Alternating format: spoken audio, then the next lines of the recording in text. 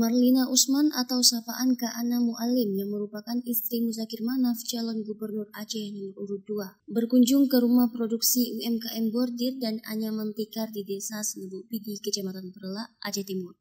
Setiba di Ratna Souvenir milik Ratna Dewi ini, Kak Ana langsung terpikat dengan tenun bermotif Aceh yang sudah dijadikan bahan pakaian. Tanpa ragu, ia memesan 2 pasang kain tersebut. Dirinya juga mengungkapkan kagum terhadap produk-produk UMKM ini.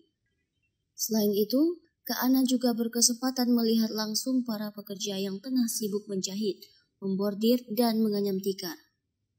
Ia juga berkomitmen untuk membantu mempromosikan produk UMKM tersebut ke seluruh pelosok negeri, agar produk lokal ini semakin dikenal dan memiliki pasar yang lebih luas.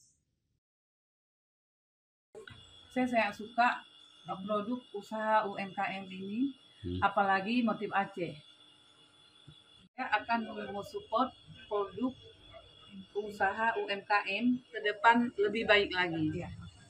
Sementara itu, owner Ratna Souvenir sangat berharap produknya mendapatkan dukungan dari berbagai pihak, serta binaan guna produksinya lebih murah dan dapat dijangkau oleh masyarakat luas, khususnya oleh warga Aceh Timur. Harapan saya ke depan produk dari KJ Ratna sendiri itu kalau bisa semua pemerintah daerah Aceh Timur khususnya itu memakai produk bordir dari kita, karena kita menghadirkan itu produknya itu atas nama Aceh Timur, bukan atas nama pribadi. Yang kita hadirkan itu atas nama Benang 5.